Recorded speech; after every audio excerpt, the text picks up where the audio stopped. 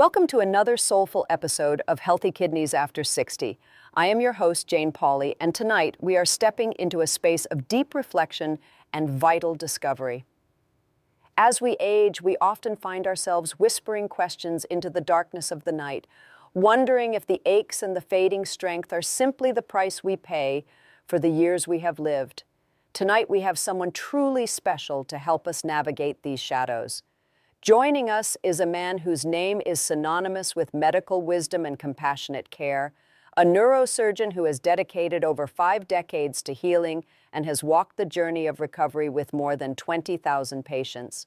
Please welcome my dear friend, Dr. Sanjay Gupta. Sanjay, it is an honor to have you here to share your heart and your immense expertise with our community. Thank you so much, Jane. It is a profound privilege to be here with you and your listeners. You know, after 50 years in the operating room in the clinic, I have realized that the most powerful medicine we can offer is often the truth that has been hidden from view. I have spent my life looking at the intricate wiring of the human spirit through the lens of neurology, and tonight I want to speak not just as a doctor, but as a witness to the incredible resilience of the elders I have served. I am deeply moved to be part of this conversation because I believe that no one should have to accept pain as an inevitable companion. I am ready to dive deep into the stories and the science that can change the way we look at our silver years forever. Sanjay, I want to start in a place that I know is all too familiar for many of our listeners tonight. Imagine it is 3 o'clock in the morning. The world is silent, but for someone lying in bed, there is a storm raging in their own body. Their feet feel as though they are literally on fire, a burning sensation so intense that even the weight of a silk sheet is unbearable. They reach out into the dark, desperate for any kind of relief, but find only a cold, nagging fear. This is not just a physical pain, it is an emotional isolation that many people over 60 carry like a heavy secret. Why is it, Sanjay, that despite all our medical advancements, so many people are still waking up in the middle of the night feeling like their own body is betraying them? And why do we so often hear that this is just a normal part of getting older? Jane, you have captured that haunting reality so perfectly, and it breaks my heart because that 3 a.m. fire is a cry for help that has been silenced for too long. When we talk about the nervous system, we are talking about 45 miles of intricate wiring stretching through your body, which is enough to run from the heart of New York City all the way to Philadelphia. Every single inch of that wiring is supposed to be protected by a beautiful, fatty coating called myelin, much like the rubber insulation you see on a power cord. In my 50 years of practice, I have seen what happens when that insulation begins to crumble.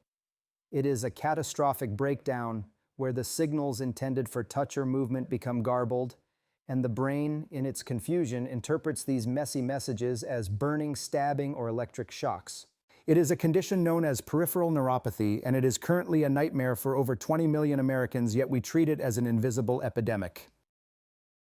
It is staggering to think about that much wiring inside us, and even more frightening to think of it fraying like an old lamp cord. When you describe it that way, it feels like an emergency, a literal fire in the walls of the house. But when a patient goes to see their doctor, they are often met with a pat on the shoulder and a sympathetic smile that says, "Well, you are 70 now, what do you expect?" That dismissive attitude seems to be the second tragedy here.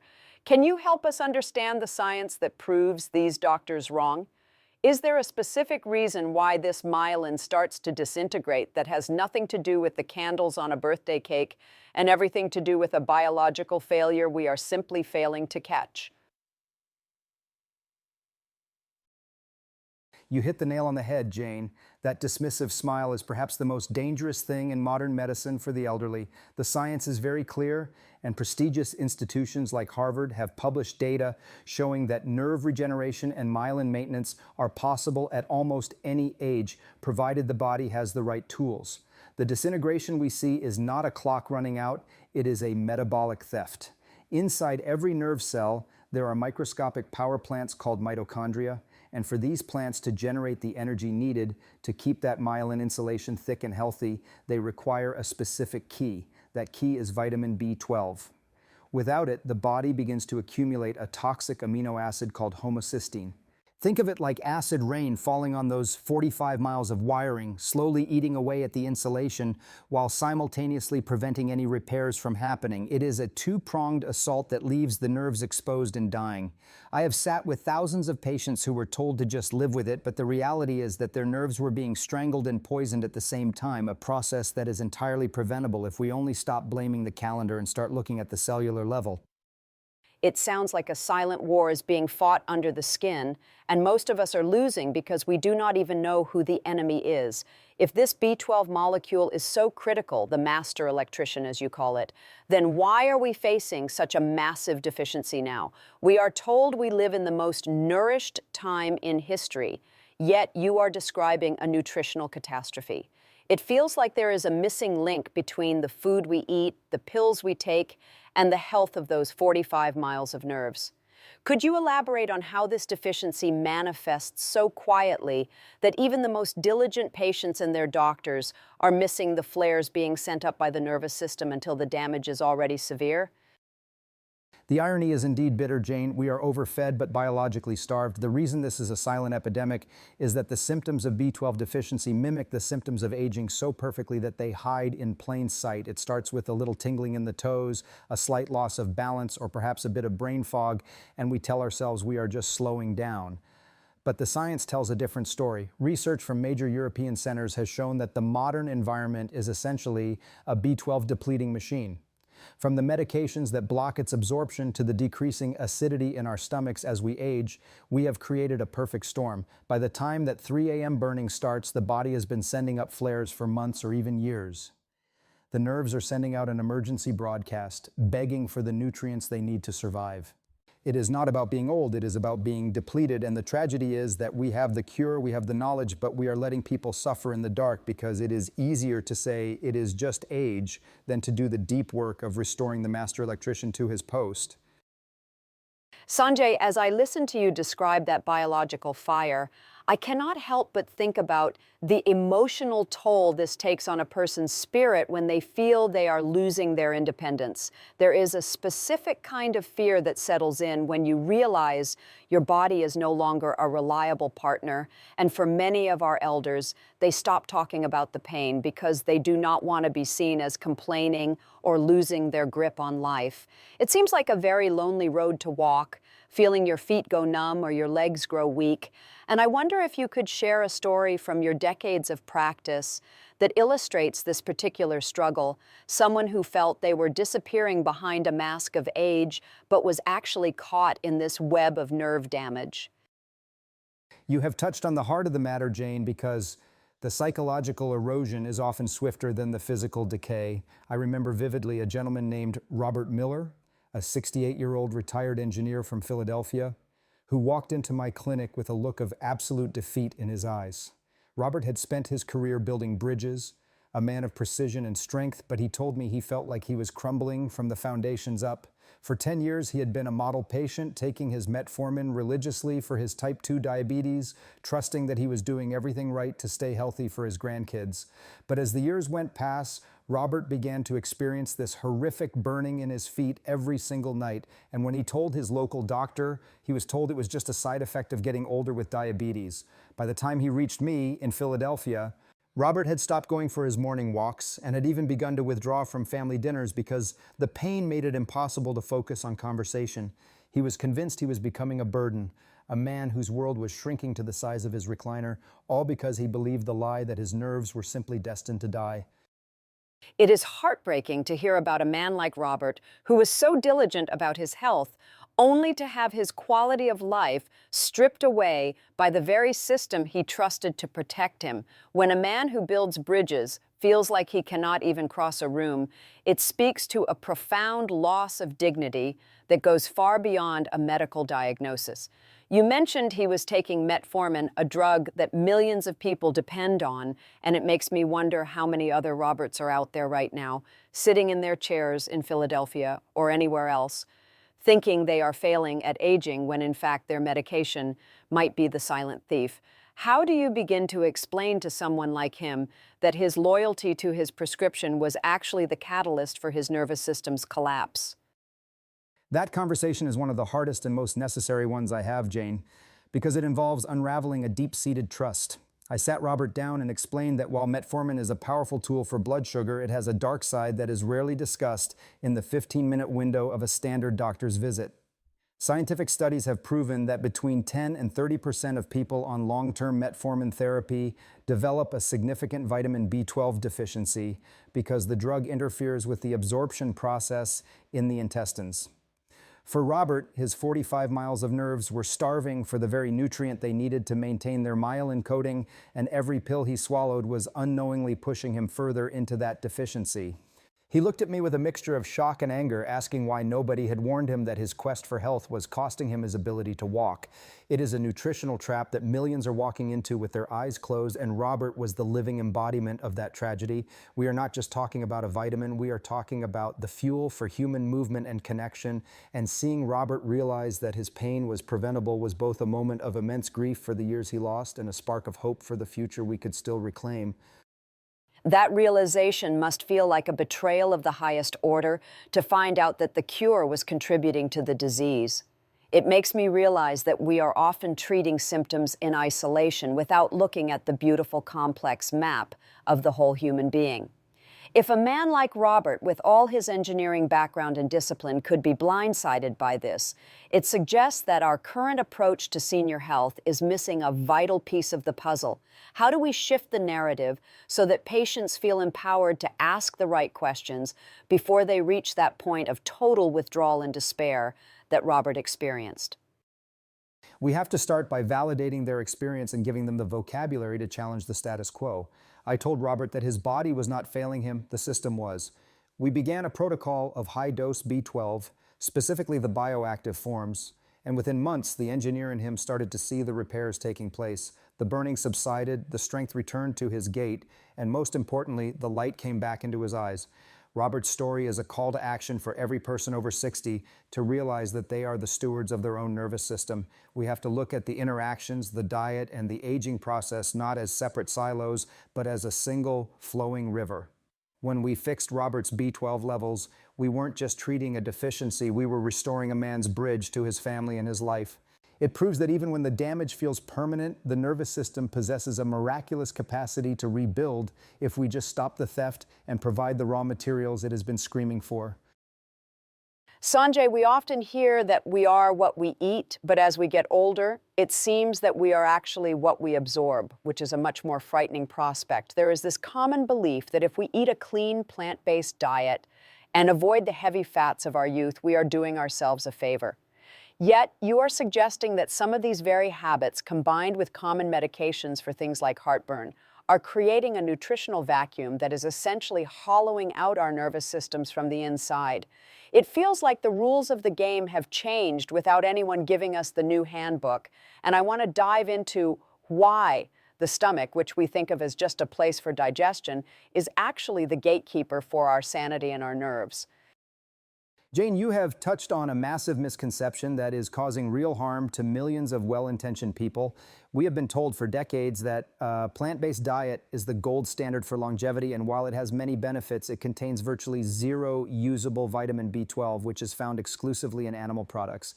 But the plot thickens when you look at how we treat common issues like acid reflux. Many people are taking proton pump inhibitors like omeprazole daily, thinking it is just a harmless way to enjoy their meals. What they do not realize is that B12 is tightly bound to the proteins in our food, and we absolutely require robust stomach acid to break that bond and set the vitamin free so it can be absorbed.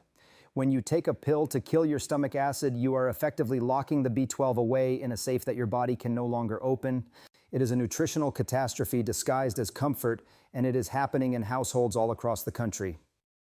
It is a staggering thought that our quest for a comfortable stomach could be leading to a dying nervous system. I think about the millions of people who wake up and take their heartburn medication and then have a light plant-based lunch thinking they are the picture of health. They are trying so hard to do the right thing, yet they are inadvertently starving their nerves of the master electrician they need. Can you explain the science of what happens when that B12 stays locked away? Why is it that our bodies cannot just find another way to get what they need? And why is the nervous system the first thing to pay the price for this lack of acid? The biology here is quite unforgiving, Jane. Vitamin B12 absorption is one of the most complex processes in the human body, requiring a specific protein called intrinsic factor in a very acidic environment. As we age, our stomachs naturally produce less acid, a condition called atrophic gastritis, so the deck is already stacked against us. When you add medications into the mix, you are essentially shutting down the only port of entry. The nervous system is the first to suffer because B12 is the primary fuel for the mitochondria inside our nerve cells. Without that fuel, those cellular power plants start to fail, and a toxic substance called methylmalonic acid begins to build up. This acid is like a corrosive agent that specifically targets and dissolves the myelin sheath. So, while you are enjoying a meal without heartburn, your nerves are being bathed in a toxic byproduct that is eating away at their protection. It is a slow-motion disaster that doesn't show up on a standard scale or a blood pressure cuff, but it manifests as that persistent numbness or that sudden loss of balance that we so wrongly attribute to just being old. This sounds like a perfect storm of modern life, aging, and medical intervention all colliding to destroy our nerves. It is terrifying because it is so subtle. There is no sudden explosion, just a quiet erosion of our ability to feel and move. If the standard tests are not catching this and our diets are failing us, what is the reality for the average person who thinks they are doing everything right? It feels like we are walking through a minefield, where the mines are our own habits and prescriptions. How do we help people understand that their healthy-looking lifestyle might actually be a facade for a deep cellular crisis? We have to change the way we define health in the silver years. It is not just about the absence of disease. It is about the presence of vital nutrients. I tell my patients that their stomach is not just an organ, it is a chemical laboratory that must function perfectly for their brain to work. We have to look at the statistics, which show that up to 40% of older adults have some degree of B12 deficiency, often due to this very combination of diet and medication. The reality is that many people are walking around with nerves that are literally starving for energy. We need to move toward functional testing that looks at what is happening inside the cells, not just what is floating in the blood. When we see high levels of methylmalonic acid, it is a red alert that the nerves are in danger regardless of what the patient ate for breakfast. It is about pulling back the curtain on this hidden hunger and realizing that our modern way of living is often at direct odds with our ancient biological needs for B12. We have to be strategic, we have to be informed, and we have to stop assuming that a lack of symptoms today means there is no damage occurring for tomorrow. Sanjay, there is a certain rhythm to life as we get older, a set of habits we fall into, and sometimes those habits are the very things that lead us toward a cliff we cannot see. We trust our doctors, we take our pills, and we try to keep going. But you have pointed out that there are these silent errors, these common mistakes that even the most careful people are making every single day. It is as if we are following an outdated map while the terrain beneath our feet has shifted completely. I would love for you to tell us about someone who was caught in this cycle of misunderstanding, someone who might have been doing exactly what they were told, only to find themselves facing a loss of function that felt like an ending. Jane, the story of Margaret Sullivan from New York really haunts me because she was a woman who prided herself on being meticulous with her health. Margaret was 72, a vibrant grandmother who loved to knit and cook for her family in her apartment overlooking Central Park, but she started noticing that she was dropping things, a silver spoon, a knitting needle. Her grip just seemed to vanish. She also had chronic heartburn, something she had managed for nearly 2 decades with daily doses of omeprazole, a common proton pump inhibitor. Her doctor told her the weakness in her hands was probably just a bit of carpal tunnel or perhaps early arthritis, and to just keep taking her medications.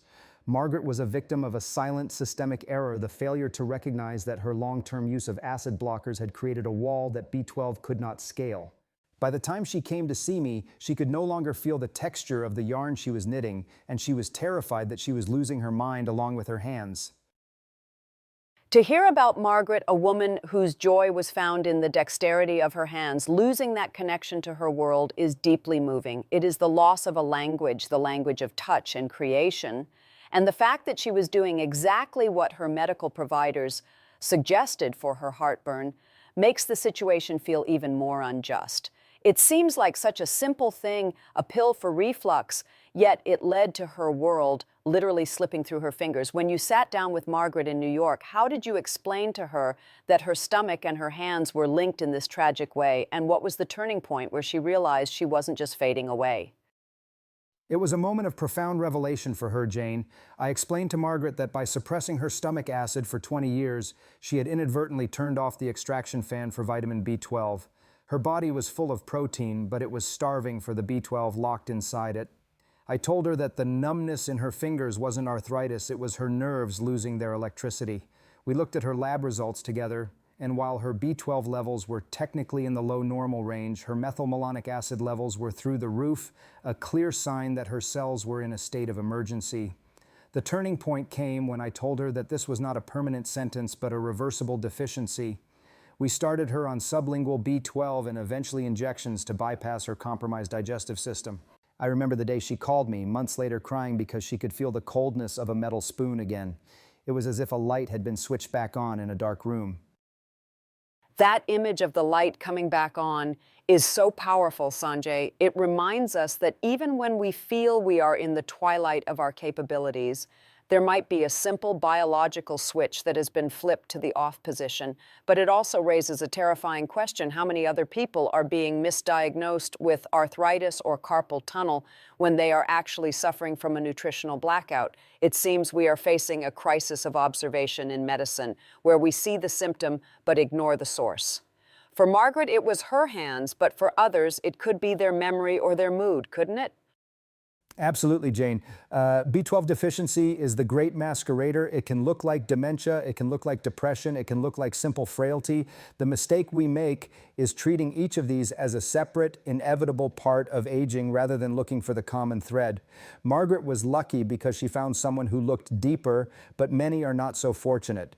They are given more pills for the symptoms, which often only complicates the problem. We have to understand that the nervous system is a single, integrated miracle, and when one part is starving, the whole system is at risk. Margaret's hands were the warning flare, but her entire neurological health was on the line. Her story is a reminder that we must be our own advocates and that the simple things, the things we take for granted like stomach acid, are often the very foundations of our ability to live a full and vibrant life. We cannot afford to be silent about these errors anymore. We have to speak up for the Margarets of the world who are losing their grip on life for no reason other than a lack of a single tiny molecule. Sanjay, there is a profound weight to the stories you tell, especially when they involve the history of medicine and the desperate measures doctors once took to save lives. You mentioned earlier the Nobel Prize-winning discovery that involved feeding patients raw liver to pull them back from the brink of death. It sounds like something out of a Gothic novel. Yet it was the reality for people suffering from what they called pernicious anemia. It suggests that this molecule, B12, has always been a matter of life and death, a substance so powerful that it can literally raise someone from their deathbed. I'd love for you to take us deeper into that history and perhaps share a case that felt just as dire, where someone was so far gone that it seemed like only a miracle could bring them back. It truly was a race against time back then, Jane, and in many ways it still is. The term pernicious anemia literally means a deathly weakness, and before the 1920s, it was a 100% fatal diagnosis. People would turn as pale as ghosts, their nerves would fail, they would lose their minds, and then they would die. When those researchers found that raw liver could reverse the process, it was considered a medical miracle on par with the discovery of penicillin. I saw a modern echo of this in a patient named James Henderson, a 75-year-old CUU bin living in the heat of Florida. James had transitioned to a very strict plant-based diet in his late 60s, believing it was the best way to keep his heart healthy. But he didn't realize that without supplementation, he was essentially putting an expiration date on his nervous system. By the time his daughter brought him to see me, James was long chuang. His balance was so compromised that he could barely walk a straight line, and he was experiencing terrifying bouts of confusion that his family mistook for the onset of Alzheimer's. He was, for all intents and purposes, fading away before their eyes. To hear of a veteran like James, a man who likely prided himself on his strength and discipline, being reduced to such a state of frailty and confusion is deeply moving. It highlights the hidden danger of trying to do the right thing for our health without having the full picture. He thought he was saving his heart, but he was inadvertently sacrificing his brain and his balance. It's a cruel irony, isn't it? When you looked at James, a man who was essentially starving on a full plate of vegetables in Florida, did you see the ghost of those patients from the 1920s? Did you feel that same sense of urgency to provide that magic ingredient before it was too late? I did, Jane. I saw the same haunting pallor and the same neurological collapse that the Nobel laureates described a century ago. James was at the point of no return. His body had exhausted every last reserve of B12, and his nerves were misfiring so badly that his brain couldn't even tell where his feet were in space. I explained to his family that James wasn't losing his mind to Alzheimer's, he was losing his electricity to a nutritional void. The science here is fascinating. B12 is the only molecule in nature with a metal atom, cobalt, at its center, and it acts like a master key for energy production. Without it, the mitochondria in James's brain cells were essentially shutting down, leading to the confusion and the physical instability. We started him on aggressive intramuscular injections immediately. It was the modern equivalent of that raw liver therapy. We weren't just giving him a vitamin, we were giving him back his life force. It is almost hard to believe that something so seemingly small as a vitamin deficiency could mimic the most feared disease of old age, Alzheimer's. The relief his family must have felt, but also the anger that it had come so close to a tragic end. How quickly did the transformation happen for James?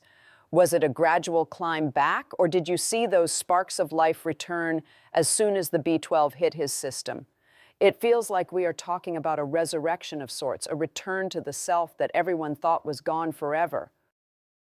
It was nothing short of a resurrection, Jane. Within 2 weeks of the first injections, the fog in James's mind began to lift. He started remembering conversations, he stopped wandering in his speech, and most importantly, he found his footing again.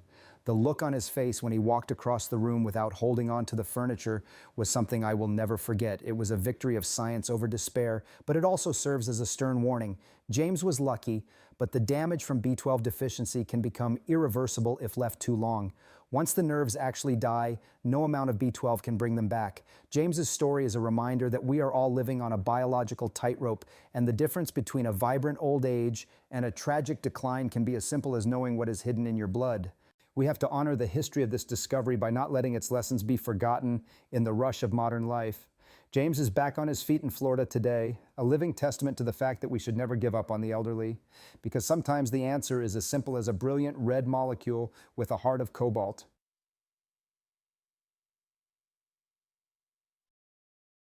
Sanjay, we've talked about the dramatic moments, the fires in the night and the near-fatal collapses, but I want to focus on the quieter signs, the ones that whisper before they scream. It seems that our bodies have an emergency broadcast system that we've forgotten how to listen to. We ignore the little tingles, the moments of lightheadedness, or the subtle changes in our gait, thinking they are just the quirks of getting older. But you're telling us these are actually flares being sent up by a nervous system in distress. I'm thinking of those who are at home right now, noticing something small, but choosing to stay silent. Is there a story of someone who caught it just in time, someone whose small symptom led to a life-saving discovery? That is such a vital question, Jane, because the early signs are often so subtle that they require a real detective's eye. I think of Dorothy Adams, an 82-year-old woman from Chicago who was fiercely independent and lived alone in a beautiful old brownstone. Dorothy started noticing that she was feeling a bit unsteady when she turned corners too quickly, and she had this nagging numbness in her big toes that she attributed to her shoes. Most people, including her friends, told her it was just a sign she needed a walker. But Dorothy had a feeling it was something else. She described it not as a pain, but as a loss of connection, like she was walking on cotton wool. In Chicago's cold winters, she was terrified of falling and losing her home. When she finally came to me, I realized that these weren't just the quirks of being 82, they were the early warnings of a massive neurological shutdown. Walking on cotton wool, what a hauntingly beautiful and terrifying way to describe the loss of sensation. It's as if the world is slowly being muffled and you're losing your grip on the earth itself. For a woman like Dorothy in Chicago, her independence was her most prized possession, and that subtle change in her gait was the first crack in the foundation of her life.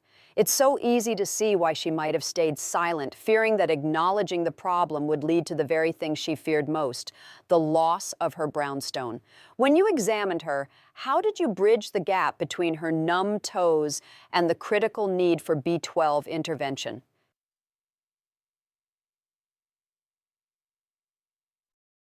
I had to show her the connection between her balance and her blood, Jane. I explained that the nerves in her feet are the longest in her body, which makes them the most vulnerable to a lack of B12.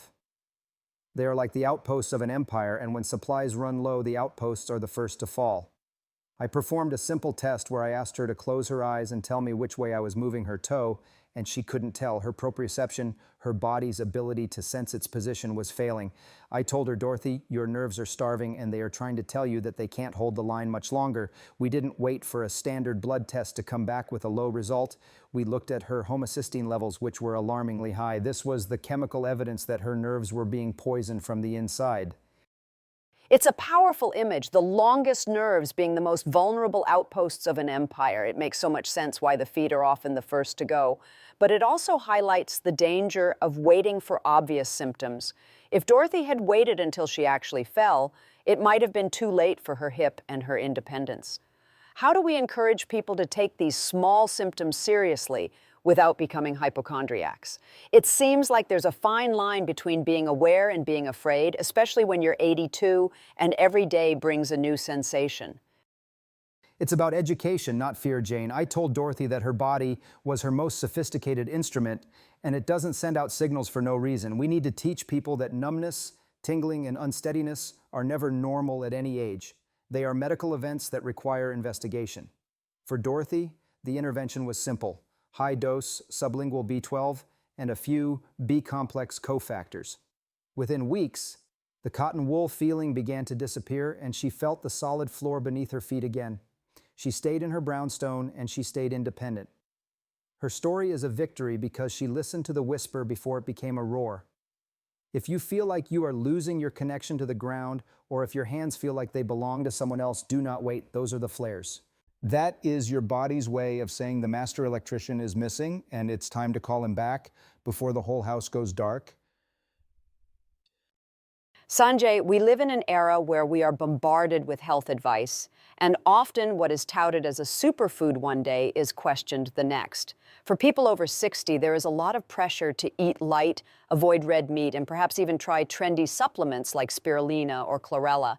But you have suggested that some of these healthy choices can actually be deceptive, even dangerous when it comes to B12. It's a bit of a nutritional hall of mirrors, where what looks like a solution is actually part of the problem. Can you help us navigate this confusion? Why is it that some of the very things we are told to eat for vitality might be contributing to our neurological decline? Jane, this is one of the most critical areas where misinformation is literally damaging lives. There is a dangerous myth circulating in the wellness community that you can get your B12 from plant sources like algae or fermented foods. The reality, backed by rigorous biochemistry, is that these plants contain B12 analogs, molecules that look like B12 but are biologically inactive in humans. Even worse, these analogs can bind to your B12 receptors, blocking the real life-saving B12 from getting into your cells. They can even trick standard blood tests showing a normal B12 level while your nerves are actually starving. It's a cruel deception. For someone trying to be healthy by eating spirulina instead of a piece of salmon, they are inadvertently sabotaging their own nervous system. That is a chilling thought, that a supplement could actually block the very nutrient it's supposed to provide and even mask the deficiency on a medical test. It's like a Trojan horse in the body. If our listeners are trying to do the right thing by avoiding red meat because of heart concerns, they are essentially being caught between a rock and a hard place. How do we find that balance? If the richest sources of B12 are animal-based, liver, shellfish, eggs, how do we incorporate them without feeling like we are compromising our other health goals? It feels like we are being asked to choose between our hearts and our nerves. It doesn't have to be a choice, Jane. It's about informed selection. You don't need to eat a steak every day, but you do need to understand that animal proteins are the only reliable source of this vital molecule. Shellfish, like clams and mussels, are incredibly concentrated sources of B12 and are very heart healthy. Fatty fish, like wild-caught salmon and sardines, provide both B12 and those essential omega-3s that protect the brain. And even for those who are strictly plant-based, the message is not eat meat or die. It is you must supplement strategically. The danger lies in the ignorance of the need. We have to stop treating B12 as an optional extra and see it as a foundational requirement for human life. I tell my patients to think of B12 like the oil in their car's engine. You can have the best fuel in the world, but without that oil, the whole machine will seize up and fail. It's all about the foundation, isn't it? We get so caught up in the latest trends that we forget the basic biological requirements that have sustained us for millennia. It seems we've become disconnected from the wisdom of our bodies and the wisdom of traditional diets that included these nutrient-dense foods. If someone is sitting there realizing they've been relying on these analogs or avoiding B12-rich foods for years, what is the first step they should take to correct their course without swinging too far in the other direction? The first step is honesty and a change in strategy. If you've been avoiding animal products, you have to accept that your B12 levels are almost certainly low, regardless of what a basic blood test might say. Stop relying on algae or fermented soy for your nerves. If you aren't going to eat liver or shellfish, you need a high-quality bioactive B12 supplement, specifically methylcobalamin. We have to move away from the idea that natural always means plant-based in every context. For the human nervous system, the most natural thing is to have a steady supply of cobalamin, which our ancestors got from a variety of animal sources. It's about being a pragmatist for your own survival. Your nerves don't care about food trends. They only care about having the molecules they need to repair that myelin sheath.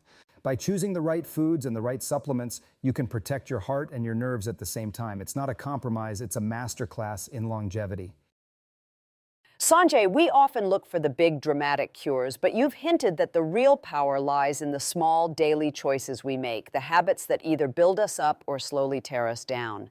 It's about being strategic and informed, as you say. We've talked about the right tests and the right foods, but there's also the question of how we actually get these nutrients into our systems, especially when our bodies are changing. I'm curious about the small adjustments that can make a massive difference.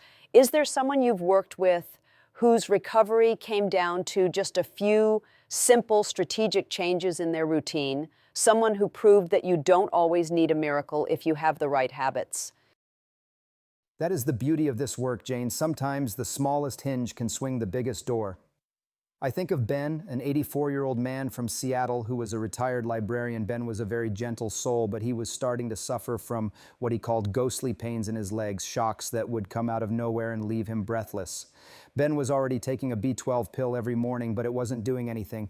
When I met him, I realized he was making a classic mistake. He was swallowing a cheap synthetic tablet that his body couldn't absorb. I switched him to a sublingual form, liquid drops that he would hold under his tongue for 30 seconds every morning.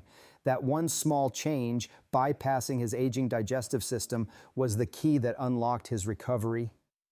It wasn't a new drug, it was just a better delivery method for the medicine he already knew he needed. A librarian in Seattle suffering from ghostly pains. What a vivid way to describe the experience. It must have been so frustrating for Ben to think he was doing the right thing by taking a pill, only to have his body ignore it.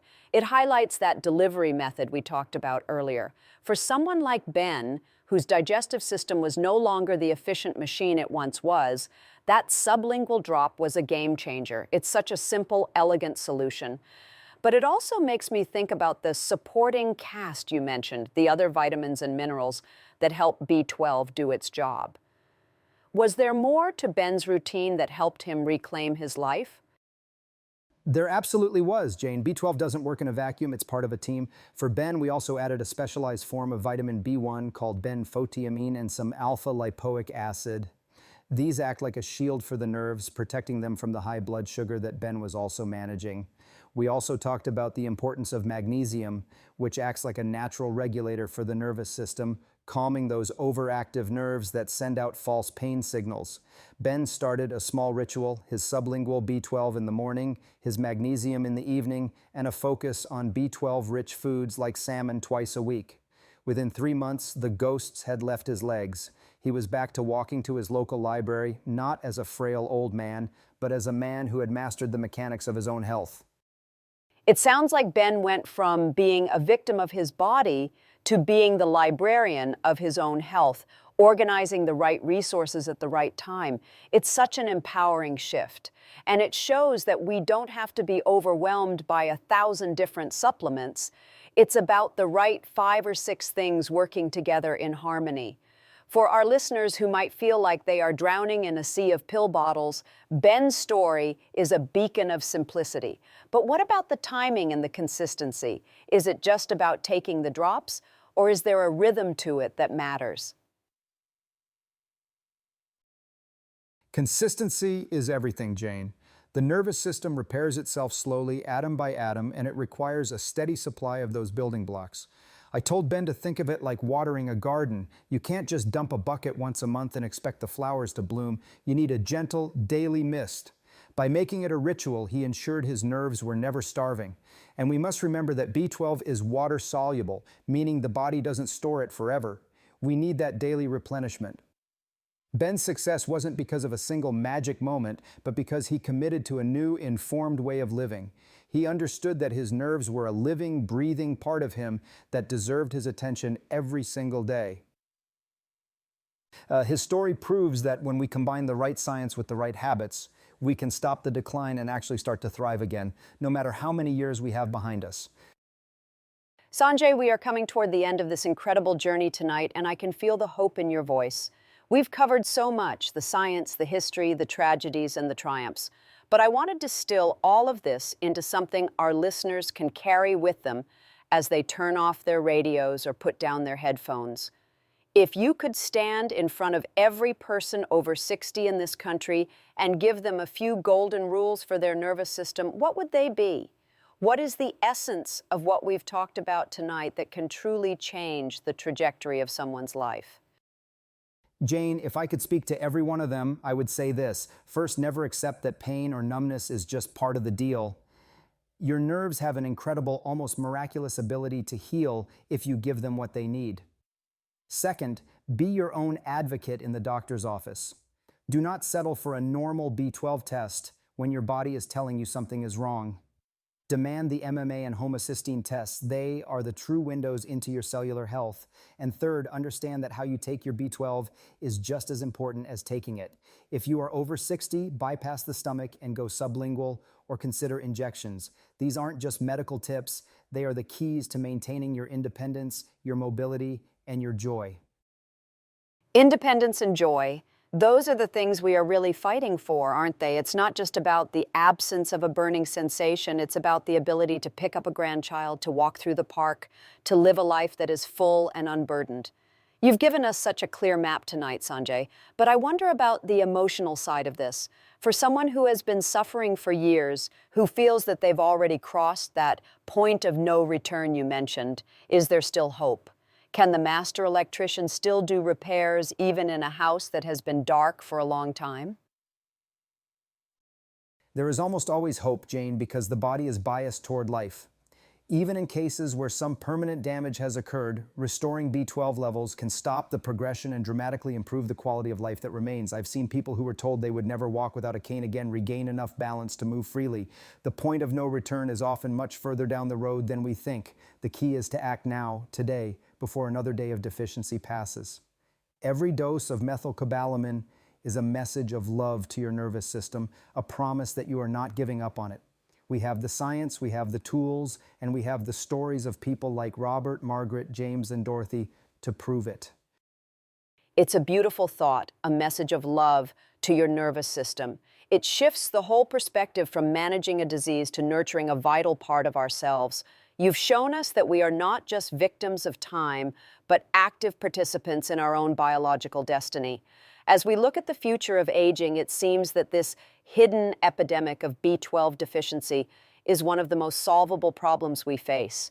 If we can just spread this word, how many millions of lives could be transformed? Millions, Jane. That is why I am so passionate about this. We are looking at a future where the silver years don't have to be defined by decline. Imagine a world where our elders are vibrant, connected, and physically capable because we've simply ensured their nerves have the electricity they need. It starts with one person, one conversation, and one decision to take that small, brilliant red molecule seriously. My final word to everyone listening is this: do not wait for the fire to start. Check your levels, change your habits, and give your nerves the fuel they deserve. You have 45 miles of wonder inside you. Take care of them, and they will take care of you for all the years to come. It is never too late to begin the repair. Sanjay, as we wrap up this evening, I am struck by the image of those 45 miles of nerves as a map of our lives. Every touch we've felt, every step we've taken, every connection we've made is recorded in that intricate wiring. To think of it fraying is to think of our history fading, but to think of it healing is to think of our future expanding. You've given us more than just medical advice tonight. You've given us a reason to believe in the resilience of the human spirit and the body's quiet, persistent will to thrive. It's been a deeply moving conversation, and I want to thank you from the bottom of my heart for sharing your wisdom with us. Thank you, Jane. It has been a joy to be here. My final thought for everyone listening is simply this: you are worth the effort. Your ability to feel the grass under your feet, to hold the hand of someone you love, and to move through the world with dignity is a sacred thing. Do not let it be stolen by a simple, preventable deficiency. We've talked about the science and the pills, but at the end of the day, this is about your life and your freedom. I've seen the transformation in my patients' eyes when they realize they aren't broken, they were just starving. That moment of reclamation is the greatest reward of my 50 years in medicine. Take heart, take action, and know that your best years can still be ahead of you, vibrant and full of feeling. It has been an honor to share this journey with you all tonight. A sacred thing, yes, it truly is. Well, dear friends, that brings us to the end of this very special episode of Healthy Kidneys After 60. I hope you carry Dr. Gupta's words with you, not just as information, but as a spark of hope. If this conversation has touched you, or if you know someone who is struggling with the fire in the night or the ghostly pains we talked about, please share this episode with them. It might be the very flare they need to find their way back to health. And don't forget to subscribe to our channel so you don't miss our upcoming podcasts, where we will continue to explore the secrets of a vibrant, independent life after 60. There is so much more to discover, and we are so glad to have you with us on this path. Goodbye, everyone, and remember, your nerves are waiting for you to call the master electrician back to work. Don't keep them waiting too long. It was a pleasure, Jane. Until next time, stay curious, stay informed, and most importantly, stay well. This is Jane Pauley signing off for Healthy Kidneys After 60. Good night, and may your path be clear and your connections be strong.